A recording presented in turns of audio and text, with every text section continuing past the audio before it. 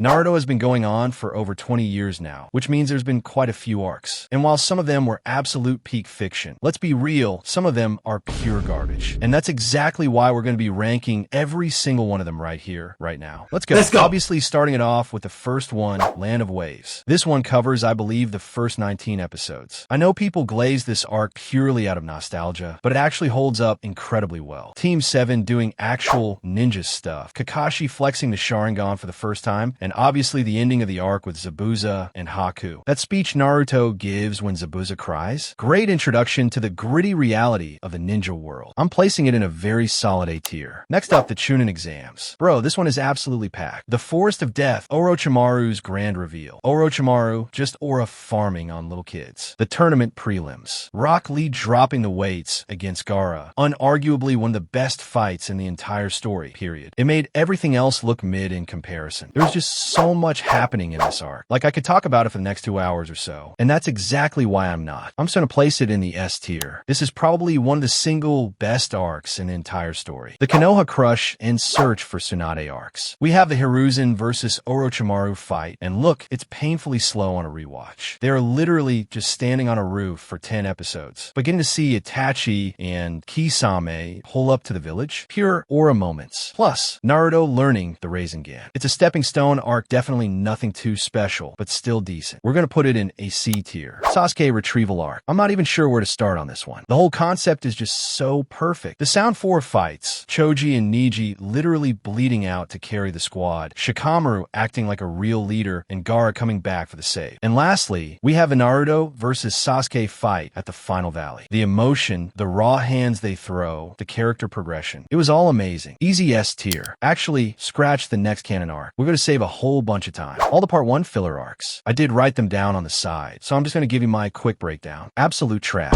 I'm sorry. If you like the Curry of Life nonsense, good for you. You can enjoy it. I simply didn't. Over 80 episodes of ninja, ostriches, and pure filler before Shippuden. If you sat through this without skipping, you need therapy. F tier. I'm reserving the entire F tier just for Studio Pierrot milking the franchise. Okay, back to the canon material. Shippuden, Kazekage rescue arc. We have the time skip, Gaara getting kidnapped, and the fights against Sasori and Deidara. Let's be brutally honest. The pacing here is atrocious. They spend 15 episodes just staring at a river. The saving grace of this arc was Sakura and Chiyo versus Sasori, which is one of the most beautifully choreographed fights in the story. Mostly because Sakura is actually useful for once. But because of the pacing, it's going into a weaker end of the B tier. Akatsuki suppression, aka the Haiden and Kakuzu arc. This is where things get genuinely dark. Asuma dying, Shikamaru going full savage mode for revenge. That whole mental struggle he had coming to terms with it, and then burying Haiden alive? Perfection. Plus Naruto pulling up with the Raisin Shuriken. I am placing it in a very strong A tier. Jiraiya the gallant into Pain's assault. Hear me out. This is peak fiction. Jiraiya's infiltration of the Rain Village and his death hurts every single time. And then Pain attacking Konoha. Pain dropping the Shinra Tensei on the village. And Naruto arriving in Sage mode with the frogs. That is the hardest entrance in anime history. The dialogue with Nagato at the end was a bit preachy, but all of it was just perfect. Easy S tier. 5 Kage Summit. Ooh, the next one is something the fan base is so divided on. But let's tell the truth. Sasuke is an absolute edgelord menace in this arc, and it's kind of exhausting. Sakura's fake confession to Naruto is the most cringe moment in the entire series. The Danzo fight was incredibly satisfying just because we all wanted to see him die, but overall, the writing gets super messy here. Objectively, I think it was a D tier. And finally, we have the 4th Great Ninja War. This one is comprised of so many episodes, which makes it the longest arc in the story. And honestly, it is a bloated structural disaster. Half of it is useless reanimations fighting no-names. But my god, when Madara Uchiha dropped the meteor, he was just aura farming the entire Shinobi Alliance. Guy going 8 gates was pure hype. Then Kishi ruined it with the Kagaya space alien garbage. It completely contradicted the themes of the story. The only thing saving this 200 episode slog is the final Naruto versus Sasuke fight, which was absolute peak. Because of how badly they fumbled the final villain, I can't place it any higher than a C tier. And there you have it. That is the full list. If you think my list is trash, or if you want to share your own list, comments are always open. But yeah, that's it for now. Thank you so much for watching. I'll see you in the next one. Peace.